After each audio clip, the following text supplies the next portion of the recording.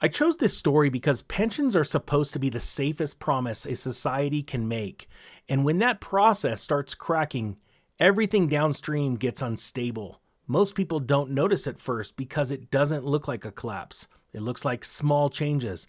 But even those small changes are how the system quietly transfers the pain onto you. The pension bomb already exploded. You just haven't felt the blast yet. Because pensions don't collapse like banks. They collapse like empires, quietly over years, until the pressure finally breaks through. A pension is a promise made to millions, and every promise has a price. When the math stops working, governments don't announce it. They manage it. They stretch it. They hide it in time. A Roman soldier comes home after decades away. He has scars, a stiff knee, and a sealed promise from the state. Serve long enough, it says, and you won't be abandoned when you're old. At first, it feels like justice, but the promise isn't paid with gratitude, it's paid with future labor. And the bill doesn't arrive the day the promise is made. It arrives years later, when the workers are gone. Rome learned something every modern government eventually learns. Pensions are a weapon of loyalty. You keep soldiers faithful with land. You keep citizens calm with guarantees. And it works when the world is expanding, when the population is young, when new wealth is flowing in every year. But then history shifts. Expansion slows, costs don't. More people live long enough to collect. Fewer young workers arrive to pay. The promise stays fixed. The foundation underneath it begins to rot. This is how the pension bomb ticks, not in crisis, in normal life. Because pensions are not a one-time expense. They are a permanent claim on the future. As that claim grows, it crowds out everything else. Roads, hospitals, defense, anything that isn't mandatory. The public doesn't see liabilities, they see the effects. Taxes that never go down. Prices that rise faster than wages. Services that degrade while budgets get bigger. And slowly, trust drains out of the system. Rome didn't collapse because one enemy knocked on the gate. Rome collapsed because it became brittle. When an empire has too many fixed promises, it loses flexibility. It can't absorb shocks. A bad harvest becomes a crisis. A border war becomes a disaster. A trade disruption becomes a breaking point. The pension promise is still being kept, but the cost of keeping it begins to poison everything.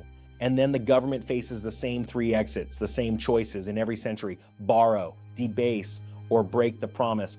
Borrowing is the easiest politically. No one feels it today. It buys time. It postpones the fight. But delays have interest. Delays compound.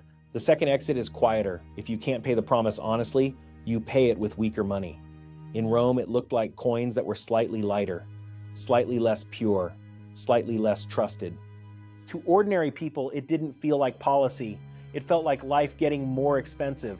The same bread costs more. The same rent bites deeper. The same wage buys less. Debasement is a hidden pension cut spread across an entire population. The third exit is the hardest because it requires admitting the promise has limits. Raise the retirement age, reduce the benefit, redefine the calculation, not with a trumpet, with a new formula, a new index, a new definition of eligible. And this is the part most people miss. The explosion isn't the day pensions stop.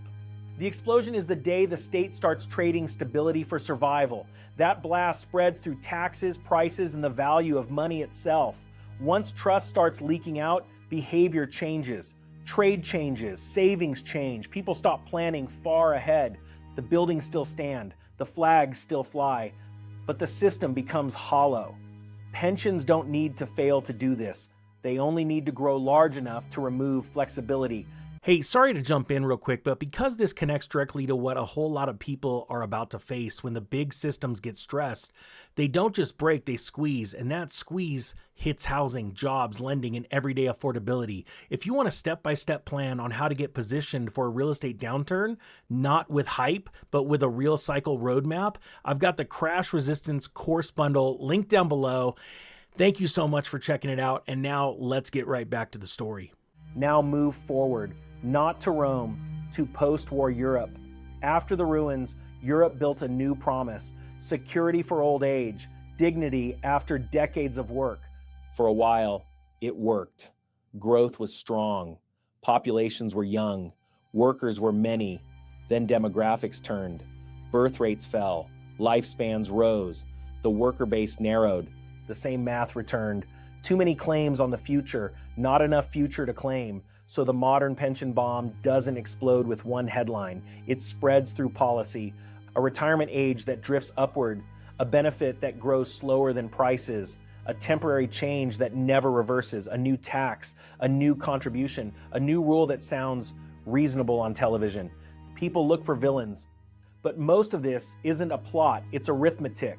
The state has 3 exits, and it will use all 3. More borrowing, more quiet erosion, more rule changes, and here's what almost no one says out loud. When pensions strain the system, the response doesn't just touch retirees, it touches everyone. It changes taxes, it changes wages, it changes what safe means, it changes how savings behave over time. Sometimes the response is slow inflation that never fully goes away. Sometimes it's returns that lag behind reality. Sometimes it's controls that arrive under the banner of stability. The checks may still go out, but the cost is paid elsewhere, in purchasing power, in opportunity, in the future. So what do you do with that? Not panic. Think like the people who lived through it. In Berlin, a century ago, there were professionals who watched the currency weaken week after week. One doctor stopped thinking of money as savings and started thinking in essentials. He kept enough cash to function, but he stocked what his neighbors needed. He used his skills as currency. He made himself useful in a world where paper promises were losing weight. He didn't predict the exact day anything would break. He reduced his dependence on one promise, one paycheck, one system. That was the difference. So watch for the signals. Listen for a new tone about sustainability. Watch for retirement reforms framed as modernization.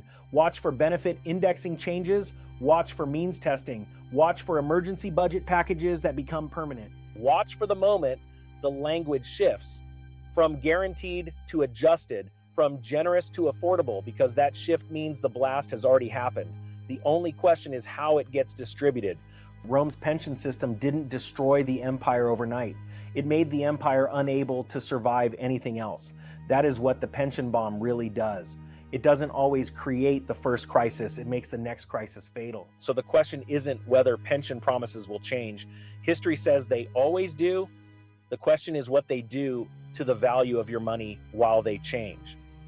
If Rome couldn't keep its promise without changing the value of its coin, what makes us think modern governments can keep theirs without changing the value of yours?